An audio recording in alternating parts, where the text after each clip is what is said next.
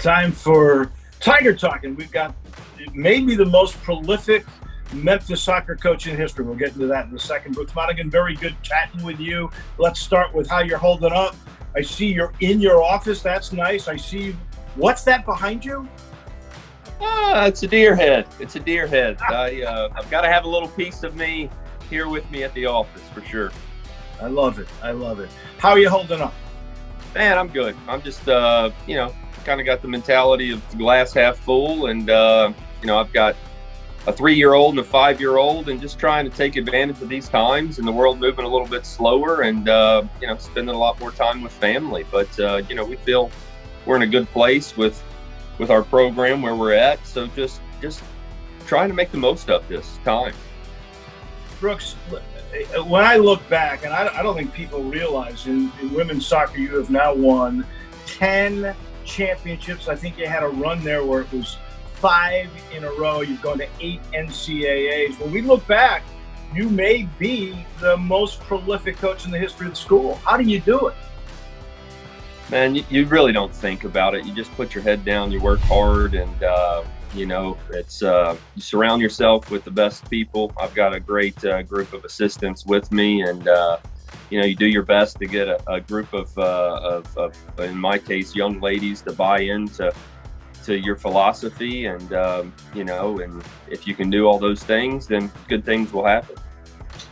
So last year you had a couple of All-Americans. You had 3 academic All-Americans. Of course, your 2 All-Americans, Clarissa Laracy and Stacia Mullen, all were the academic stars too. It's great to have those kinds of leaders, huh? Yeah, and that's one thing I didn't mention when you were talking about the success. It's a big part of it is having the right leadership, and we've been blessed. And when you sit back and you reflect, I've been doing this for 20 years, and the years that we've been the most successful, hands down, we've had great leadership throughout the team. And so last year was one of those years that we had some great leaders, and who obviously were, had great seasons and on and off the field. I guess in terms of losing time, a little like basketball where they lost the postseason, you were not as affected as a sport. Yeah, no, I wasn't. Unfortunately, we weren't able to have a true spring season. We had started our training, but we hadn't played any of our spring games. In soccer, you get, 5 dates that you're able to play a few games, which, it's tough because the spring for us is a little bit different than the fall. We take a little bit different approach. We play everybody. We give those kids, that didn't play in the fall an opportunity to showcase themselves, and it gives us a chance to see how much they've improved over time. So we did miss out on that, but at the end of the day, there were people in worse shoes than we were, for sure. Well, last year you showcased a bunch of great players. We talked about a couple of those. You also showcased a brand new facility on Park Street. How is the new home of women's soccer?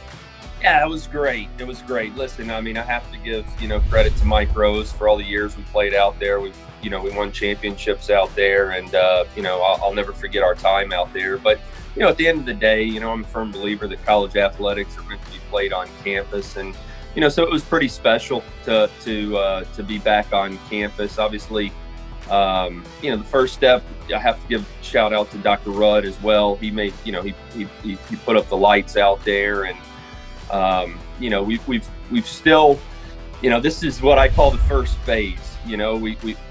I think that Park Avenue campus is going to be a really special place one day.